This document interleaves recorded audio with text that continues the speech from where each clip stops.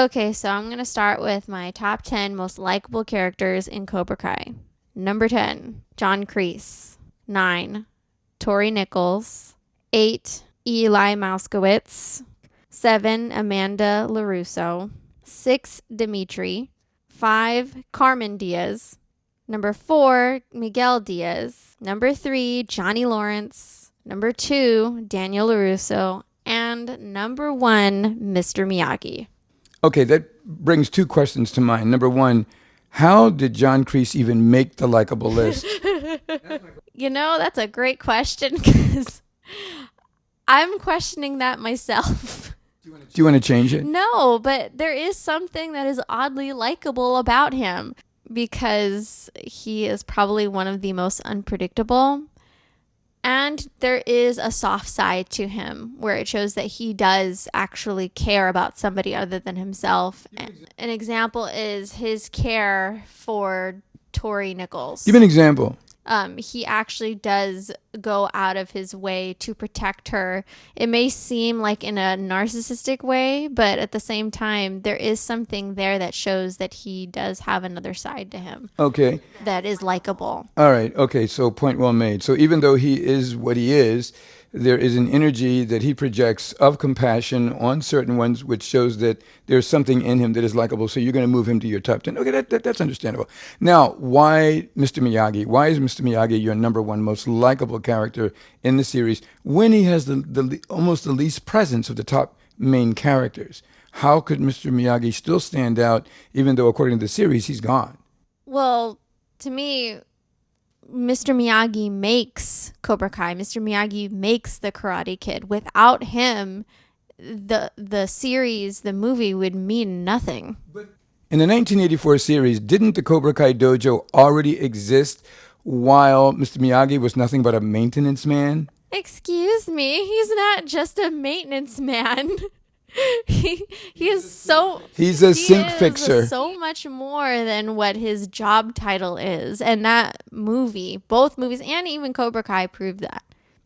He is an incredible presence and an incredible mentor and influence. And he has even influenced some members of Cobra Kai without them even realizing it. So why do you like Mr. Miyagi? Tell me what you find likable about him. He just seems like an incredible person that you would want to know. And that would add such tremendous spiritual value in someone's life.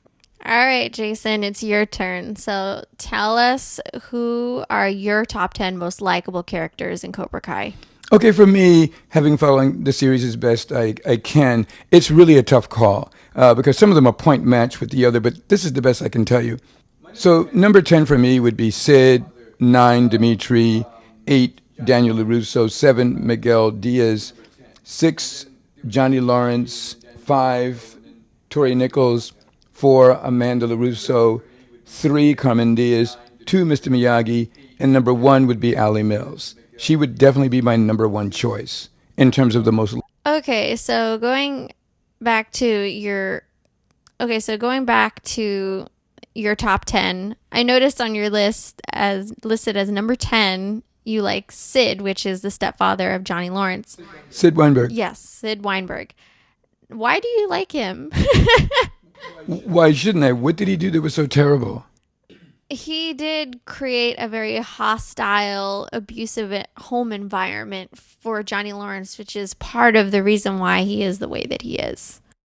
Okay, I get that. Now, my response to that was the thing I did like about him was he navigated his way through his disdain for Johnny Lawrence and still honored the wishes of his mother.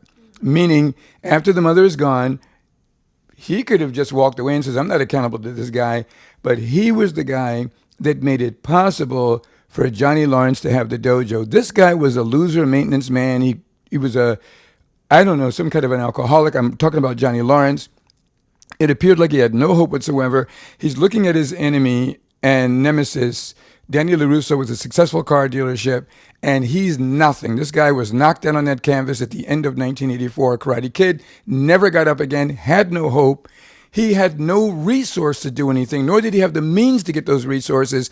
And along comes evil Sid, who says, in honor of your mother, here's the money. Now, initially, he didn't want the money, but when he made up his mind after listening to Miguel to open up that dojo, he wasn't going to go to a bank to get that money. He wasn't going to borrow that money from Daniel LaRusso to open up a Cobra Kai. Unheard of.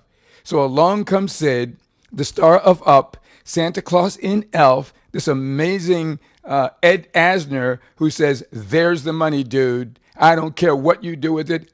But the money was there, and that started Cobra Kai, and that's why he made my top 10 most likable characters in Cobra Kai. Make sense? Okay. Yeah, that makes sense. Okay, so of your top 10 most likable characters in Cobra Kai, why did Allie Mills make the number one spot as the most likable character?